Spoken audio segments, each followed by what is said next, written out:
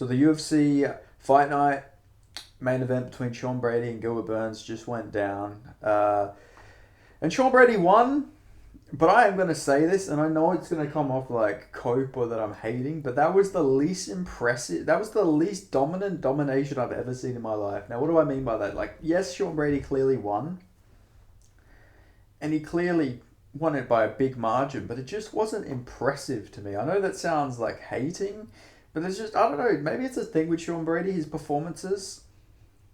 They're just not that impressive. Kelvin Gastelum was an impressive performance, but like his previous performances, even when he wins, it's not particularly impressive.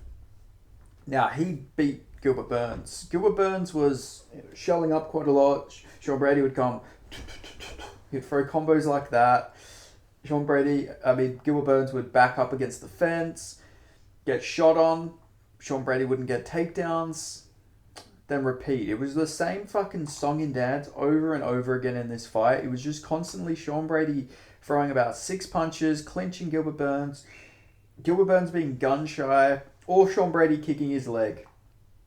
In the third round, I think it was, Gilbert Burns did appear to hurt Sean Brady as well, which is, I was looking at all the scorecards and people putting it as 50-45, 50-45. I completely disagree. I honestly think there is an argument to be had that you can have that 2-2 going into the fifth. Just based on damage. People got to realize damage is the scoring criteria, okay? Damage. Sean Brady holding and controlling Gilbert Burns, then getting fucking clipped over it, like with big shots and being clearly wobbled. That counts as damage. So I thought Gilbert Burns had banked those rounds, but the judges just seem to have it completely for Sean Brady. I even seen people saying the first round was a 10-8, which is just absolute horse shit. There was no world where that is a 10-8, in my opinion. But it was a good performance by Sean Brady. It wasn't a bad performance. Gilbert Burns is a legit guy. Obviously, he is older, 38. And that fucking damage he took from JDM was fucking insane as well to think about. Like, he's coming off of some pretty bad damage where, you know, not many people are taking that sort of damage at his age. He is 38 years old in the welterweight division. That is old for those lower weight classes. You know, typically champions are like 35, but we are in unprecedented times with Bilal Muhammad's 36-year-old ass as champion. So, you know, anything's possible. But, you know, Sean Brady did get a takedown, but Gilbert Burns, man, even in his old age, old for MMA, he's not an old man by any means, but, you know, he's reversing positions, using omoplatas to get back to his feet, showing good jiu-jitsu, showing good takedown defense. But Sean Brady just fucking constant pressure. He honestly is like just a worse version of Bilal Muhammad with leg kicks. I guess that's the way you can put it. Obviously, they fought. Bilal Muhammad beat him up, broke him. But even in victory, I don't know. I'm not impressed with Sean Brady. It's weird. It is a weird little thing we have with Sean Brady. It's just he doesn't impress me even when he wins. And I know that might just sound like me hating on the guy, but you don't watch that fight and say, damn, man, that was real impressive stuff from Sean Brady. Like, yeah, it was in the context of who he fought. But he does that against everybody. Like, he'll have a shit performance against Jake Matthews or fucking Court McGee, but he'll win. And that's all that does matter at the end of the day. He's winning. And he's getting his win bonus. So, I mean, I can't hate on him too much. He called out Ian Gary. I'd love to see that fight. I think that fight would make some sense. Because I believe Sean Brady will probably take number 6 or number 5 in the rankings. So it makes all the sense in the world to me to give him that fight. And honestly, he probably beats Machado, to be honest. We did see Machado get taken down or held down at least by MVP. So I feel like if Sean Brady does get him down, he's probably going to hold him there. But Ian Gary is tall. He could maybe catch him with a knee, an intercepting knee, sort of like how JDM did Gilbert Burns. Or he could just beat him up a little bit. Who knows? But I feel like we also need to see somebody put the pace on Sean Brady if you're going to beat him. Gilbert Burns, I reckon he could have won that fight if he wasn't pressed up against the fence the whole time. I feel like he made himself lose that fight because he was having success. Another thing that Gilbert Burns didn't do, is I was yelling for it. Why were you not elbowing? Every time he was getting clinched up, he could have broke off with an elbow and he could have fucking won the fight. He could have hurt Sean Brady. He was going for knees, which did hurt Sean Brady in one of the rounds. But why were you not doing elbows off the break? He would have got him out of there with elbows, I reckon. I reckon once he had him hurt, he should have just fucking broke off elbow.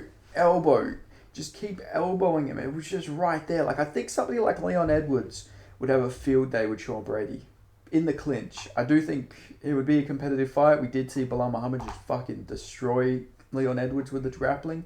But I feel like somebody like Leon Edwards would be able to get elbows off the break on a Sean Brady. He leaves them openings for himself, in my opinion. I know it sounds like I'm being real hard on Sean Brady here, and I guess I sort of am. But it feels more like a fight Gilbert Burns lost than a fight Sean Brady won. And I know that sounds crazy because Sean Brady did win that very convincingly. But I don't know. I think fucking the Gilbert Burns that fought Tyron Woodley, which this was honestly like Gilbert Burns' Tyron Woodley moment where he sort of just won to a guy.